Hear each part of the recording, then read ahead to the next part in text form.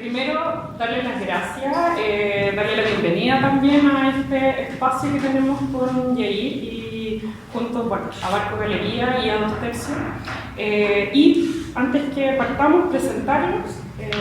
María Luisa Méndez, socióloga de la Universidad Católica, máster en Antropología y Desarrollo de la Universidad de Chile, máster en Estudios Culturales y Sociología de la Universidad de Birmingham, doctora en Sociología de la Universidad de Manchester, directora de COES, investigadora principal de la línea Geografías del Conflicto de COES, profesora asociada en el Instituto de Estudios Urbanos y Territoriales de la Pontificia Universidad Católica de Chile.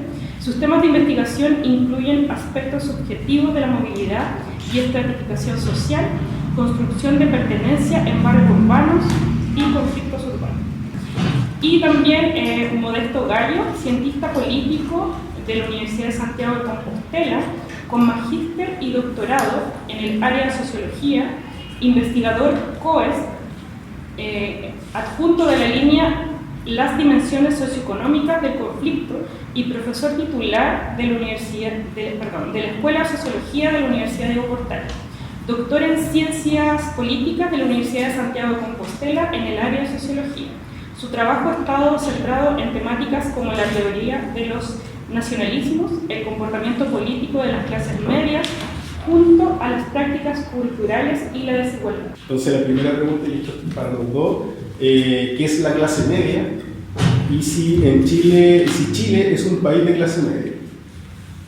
Es una pregunta que nos hacen súper a menudo y que nosotros siempre tratamos de evitar.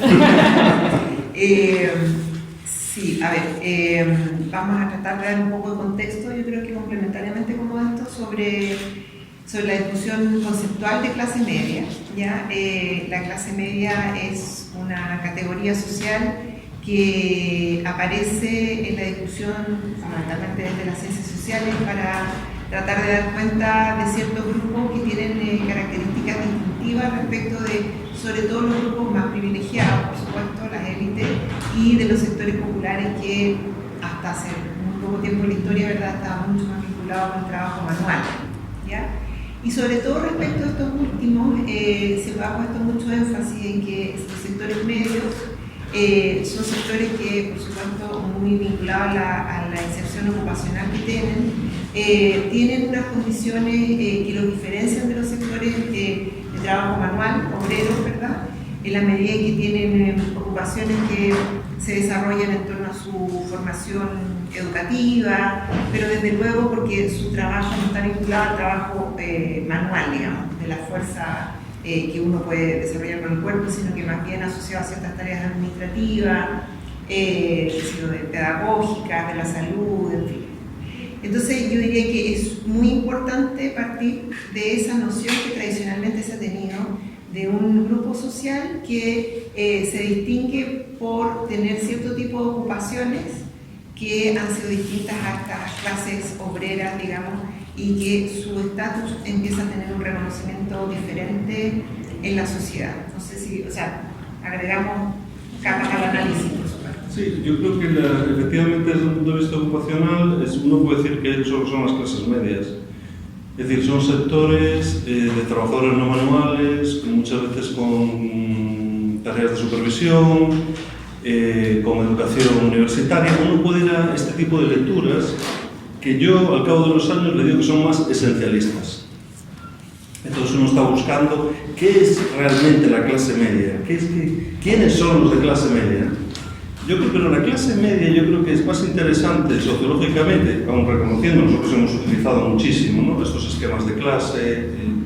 Yo me he pasado infinitas horas recodificando para justamente identificar quiénes son los sectores de clase media, pero me parece que como concepto teórico por un lado es una caja vacía y no podría ser de otra manera. La clase media se ha utilizado para entender muchos procesos y muchas sociedades y en diferentes épocas.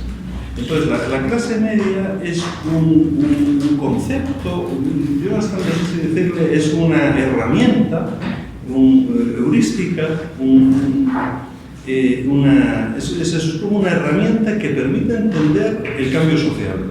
Yo creo que eso es lo que más interesante. Cuando se habla de clase media, muchas veces uno dice, uy, pero están hablando de cosas muy diferentes. Sí, están hablando de cosas muy diferentes, pero están hablando muchas veces de algo en común, que es el cambio social. Entonces, cuando se habla de clase media en Chile, se está hablando de cambio social. En los años 90, entonces uno dice, bueno, con el mercado, o el nuevo tipo de vivienda. Entonces, son las clases medias ascendentes. Pero la clase media también se utilizó en España para entender el cambio de un país pobre de posguerra a la emergencia, saliendo de la crisis económica de los años 60-70. La clase media se ha utilizado para entenderse en muchos lugares, para entenderlo sobre todo para entender el cambio social. Y el contenido de ese cambio muchas veces no tiene tanto que ver con las clases, a veces tiene algo que ver, pero va mucho más allá. Y en muchas ocasiones cuesta entender la clase media cuando uno busca como una teoría explicativa. Porque en realidad lo que está tratando de entender es un fenómeno que va mucho más allá de la clase. Entendiendo lo que pasó estos últimos 3 o 4 años. Mientras estábamos en el proceso del libro, estábamos previo a la pandemia, entendemos que tipo en la pandemia el libro todavía no salía, entonces tuvimos que en algún momento no actualizar ciertas cosas, pero sí entender que estaba pasando algo y que quizás muchas de las cosas que iban a estar en el libro ya estaban súper desactualizadas. Entonces, con respecto a lo que ustedes están diciendo y lo que decían, como más que una definición, podemos tomarlo como una herramienta en la cual nos sirve para estudiar estos movimientos, y pensando eso, estos últimos 3 o 4 años es donde ha habido quizás uno de los mayores movimientos, quizás desde hace 20 o 30 años atrás, con respecto a la clase media, y que también evidenció de una forma brutal quizás la vulnerabilidad a la que se ve expuesta la clase media. Entonces, de repente también si nos pudieran hablar un poquito sobre eso, que lo que les decía, me imagino que quizás es algo que le han preguntado también bastante últimamente y que está en proceso de estudio. Sí, bueno, desde mi punto de vista, esto ya es un poco experiencial. Cuando se inició el gobierno de Piñera II, Piñera I ya les interesaba saber cuáles eran los sectores medios, porque llegaban con un discurso de que yo soy de clase media, algo está contenido también en el libro, y esto Piñera I no sabían que eran las clases medias. Y entonces estaban preguntando en el segundo piso, bueno, hablamos de clase media, pero no sabemos qué es. Eso les pasó en Piñera I. Lo que quieren. En lo que quieren. Y bueno, y en Piñera II, ya dieron un paso adelante, no lo sabían todavía. Y antes del estallido sacaron una política. Y esa política, yo lo que encuentro interesante, y también yo creo que en eso hay cierto vínculo también con lo que decía María Luisa y con el contenido del libro, sacaron y lo que estás diciendo, la vulnerabilidad, sacaron una política, pero en realidad cuando tú la veías era para sectores de clase media baja, consolidados en la parte baja, digamos. Entonces hay una idea también de que hay sectores de la clase media, lo que le dicen vulnerables, o cercanos a posiciones, o eventualmente pueden estar en situaciones de pobreza. Esto yo creo que es inevitablemente así, por decirlo así, de forma estructural vas a tener grupos que vayan a estar en esa posición, ¿no? Y el Estado trató de ofrecer una serie de políticas para estas. Después vino el estallido y vino la pandemia, ya sabemos, vinieron los IFE y vinieron otro tipo de cosas, ¿no? Entonces, yo creo que ahí hay con esto termino, yo creo que hay una comprensión de la clase media como un grupo vulnerable que me parece que de alguna manera, yo diría, a lo mejor voy a exagerar, pero traiciona el objetivo que en muchos casos tiene el concepto. En otros lugares, cuando digo que se trata de una caja vacía que muchas veces se llena con la historia de los diferentes lugares, de los diferentes fenómenos que tratan de explicar, y que normalmente ha sido utilizado para explicar el avance, por decirlo así, la transformación de la sociedad, también un poco para explicar el declive, digamos. Pero este uso consolidado de la clase media como una clase vulnerable, la verdad es que desde una literatura amplia de la clase media me resulta difícil encajarlo con el resto. con el resto de la literatura, si os digo la verdad, y yo no comparto ese tipo de utilización. Claro, porque eso es la condición más situada de la discusión de la clase media para, lo voy a poner así brutalmente, pero al sur global, ¿no es cierto? Es decir, donde estaba esa expectativa de expansión, crecimiento, que iban a dinamizar las economías, que iban a fortalecer las democracias, ¿no es cierto? Iba a haber estas grandes transformaciones del campo a la ciudad, que iban a activarse ciertas economías de emprendimiento, por ejemplo, en los países andinos a través de la artesanía. Ese tipo de lectura era lo que hicimos esto, claro, muy afín con una idea de clase media, el mismo sentido que siempre ha habido, que es como un proxy de una cierta prosperidad de una sociedad, ¿no es cierto? Queremos clase media porque eso nos habla de una prosperidad, ¿no es cierto?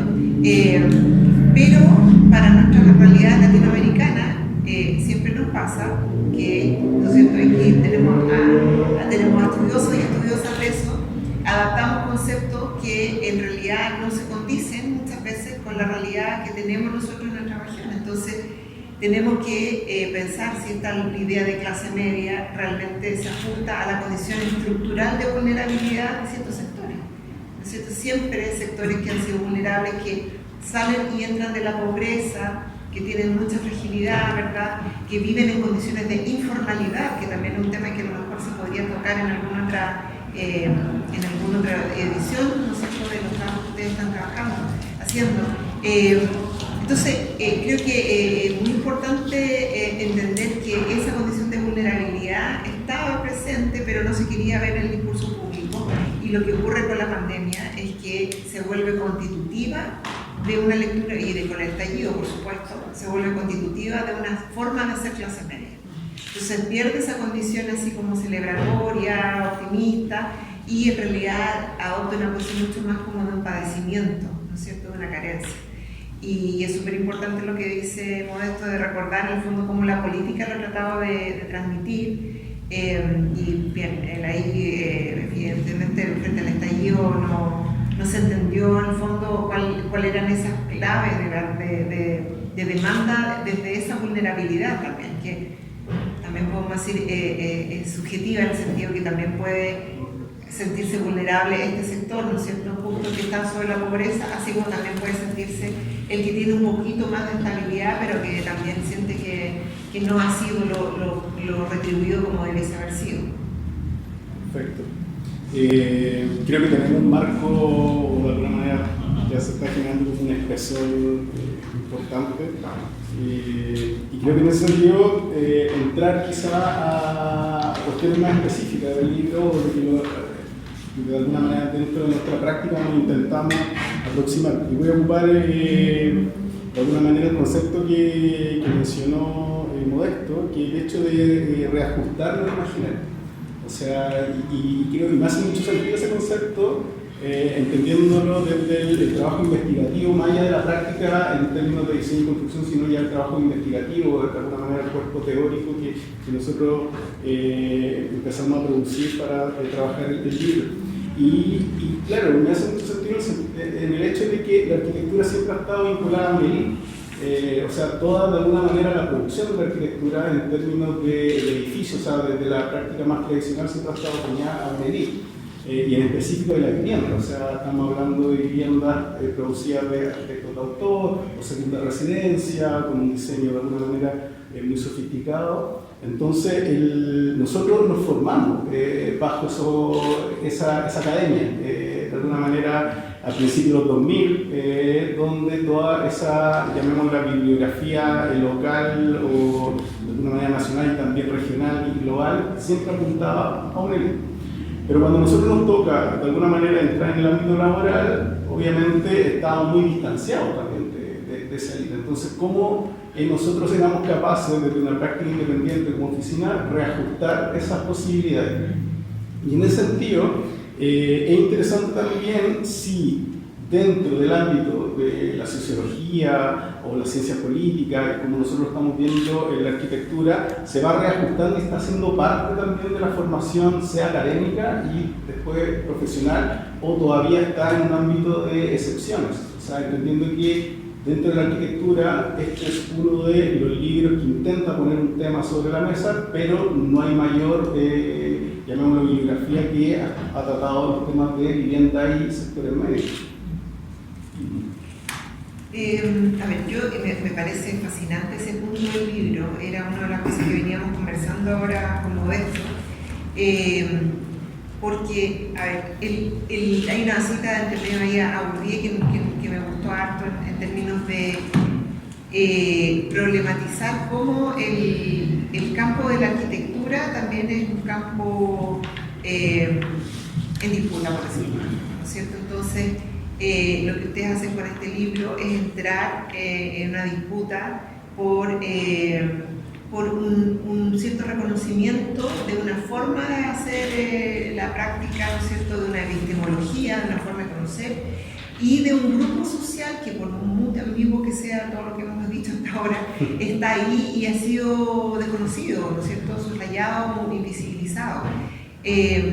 Pero que al mismo tiempo se habla mucho sobre el aspecto crítico de la vivienda para la clase media, pero es como raro que no esté involucrado dentro de la formación de la escuela, ¿no es cierto?, de la arquitectura. Entonces, a mí me pareció muy interesante porque creo que refleja muy bien lo que dices tú, ese elitismo propio de una forma de concebir la sociedad como una sociedad que está formada básicamente por privilegiados, ¿verdad? Y privilegiados con conciencia, y grupos que son desvalidos y que podemos ayudar o no.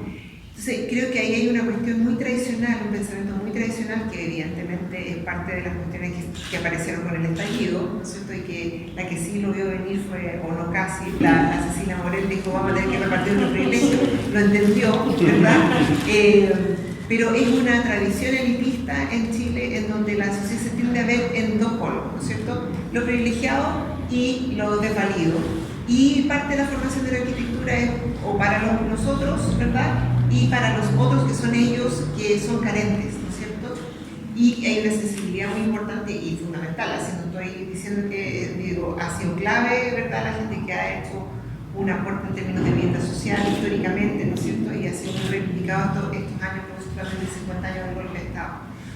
Pero eso también involucra una lectura de la sociedad como muy polar, ¿no? Que ignora totalmente qué es lo que está ocurriendo en el medio. Y eso genera, obviamente, en el largo plazo, un cierto resquemor, resentimiento, si tú quieres llamarlo, o también una sensación de una cierta indiferencia hacia tu vida, hacia lo que tu vida representa en la sociedad. Que cae a veces de repente, no sé, yo pienso en estereotipos, no sé, la serie Los 80, por ejemplo. Claro, hace sentido, pero también puede ser que sea una categoría, un etiquetamiento que para otras personas puede ser también una carga, ¿no? Una incomodidad de tratar de ser ese tipo de familia. Claro, se puede sentir muy distante también. También se puede sentir distante, claro.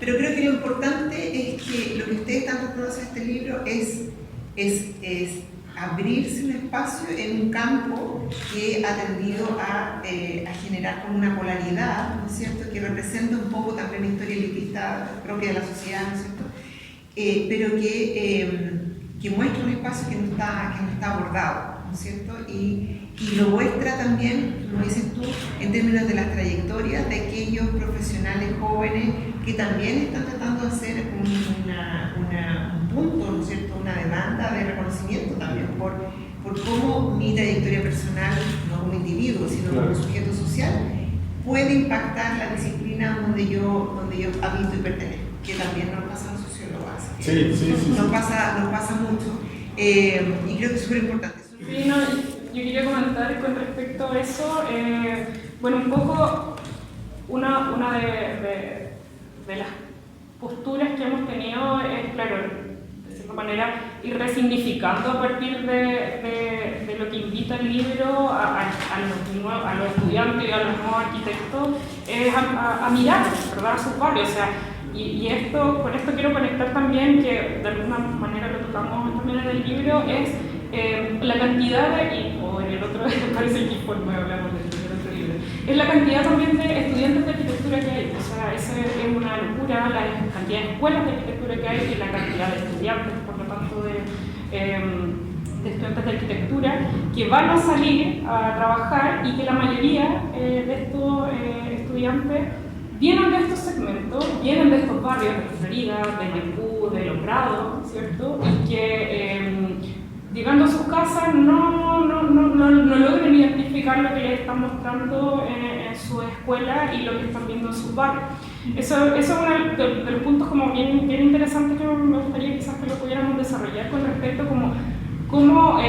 cómo nosotros de alguna manera hacemos esta invitación a poder entrar en estos segmentos con los servicios de arquitectura, como también además de derecho a la belleza que ustedes hablaban en estos segmentos, también es el derecho a una mejor forma de habitar.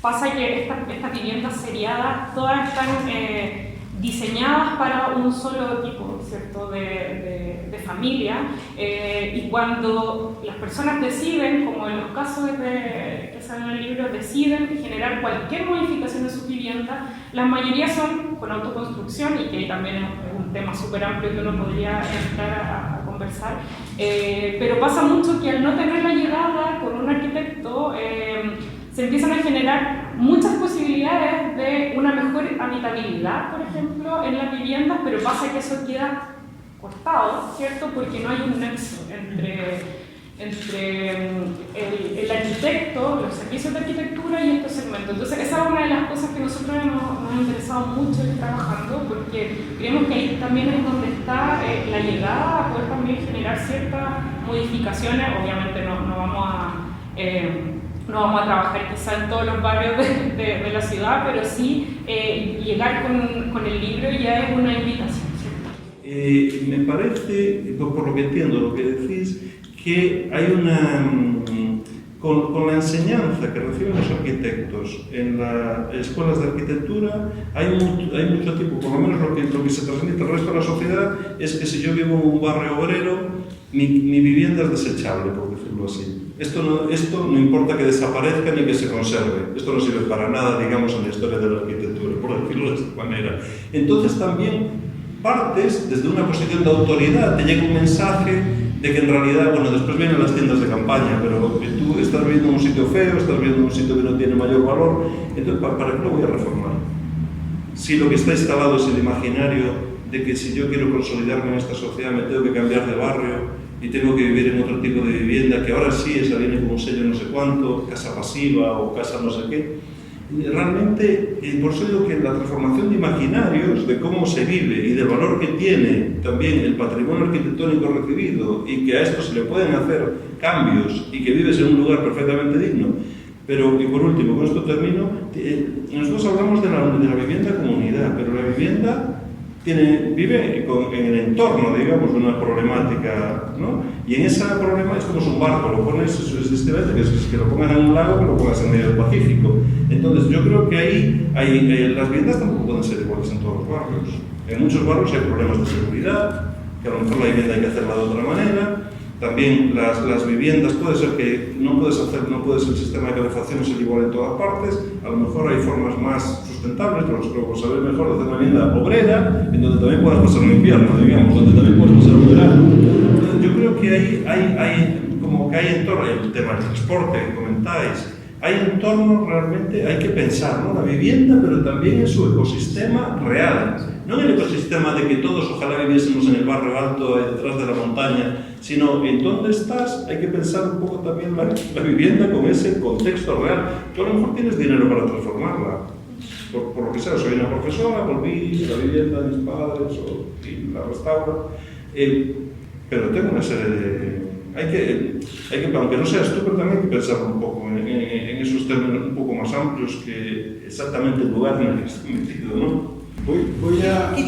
Quería agregar algo respecto a lo que decías tú de la relación con las personas desde la práctica de la arquitectura.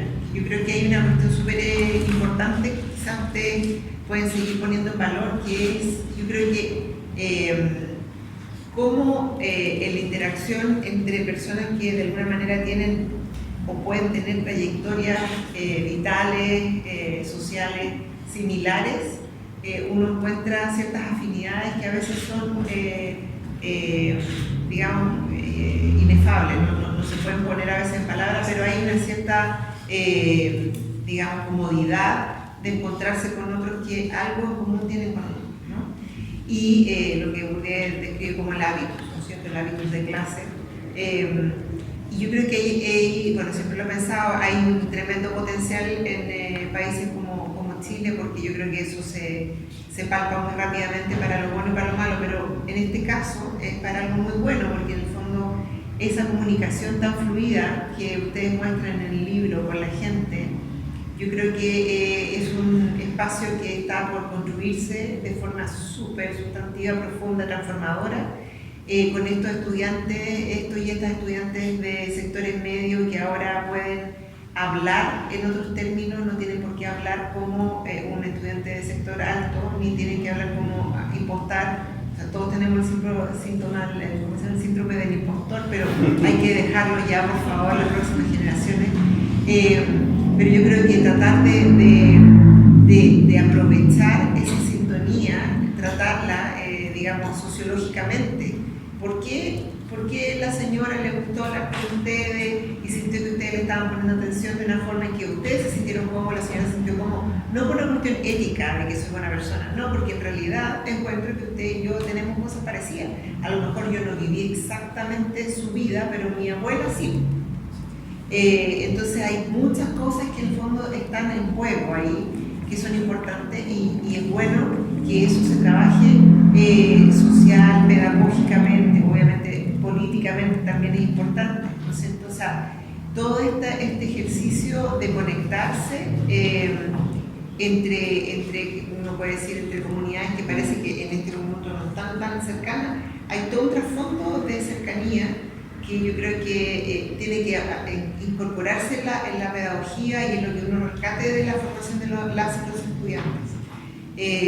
Nosotros en sociología, nosotros trabajamos juntos hace años atrás en sociología de la UDP y ahí uno veía en el fondo también ese fenómeno, los primeros profesionales de la familia que se empezaban a dedicar a la sociología y de repente encontraban que entre ellos tenían muchas cosas en común. Y en realidad se dan cuenta que había problemas sociales que los volvían locos, les fascinaban, pero que tenían un carácter como biográfico, que tenía que ser perseguido con pasión, ¿no es cierto? Y sin vergüenza. Y yo creo que eso es súper importante transmitirle a los estudiantes de estas generaciones que ustedes están describiendo, que está bien el canon, que hay que manejarlo, que es un privilegio, una fortuna de poder manejarse en distintos códigos culturales en la vida. Eso siempre va a ser positivo y ahí tienen un privilegio, pero también tienen una responsabilidad de no abandonar el otro código, ¿no? y de activarlo positivamente en esa interacción con la gente, porque ganamos todos, ganan ellos, ganan las personas, ganamos todos en general. Hay una producción de un bien común ahí. Entonces creo que esa cercanía hay que seguir buscándola, explotándola, y creo que es súper importante. Sí, de hecho, lo que quiero plantear va muy ligado a lo que tú estás mencionando.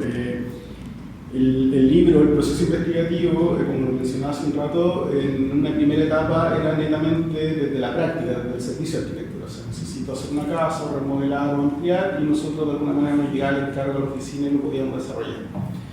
Cuando entramos en ese proceso ya de término del último proyecto, que fue la ampliación en Maipú, 2018-2019, entramos ya en el proceso investigativo, de alguna manera, donde podían de alguna forma visibilizarse estos proyectos. Filtros disciplinares como bienales, publicaciones, seminarios, qué sé yo, en un ámbito profesional o académico. Pero después la investigación nos dio la posibilidad de poder volver a estos proyectos. Y el volver a los proyectos ya desde una mirada o desde una distancia, ¿cierto? Porque ya son proyectos habitados que no solamente se registraron cuando terminaron, sino también de alguna forma los espacios se pusieron en fricción del habitar sobre los modos de vida que podía tener cada familia. Y en ese sentido lo quiero vincular porque ahí ya hay, a mí me gusta entender personalmente la arquitectura como parte de la producción cultural.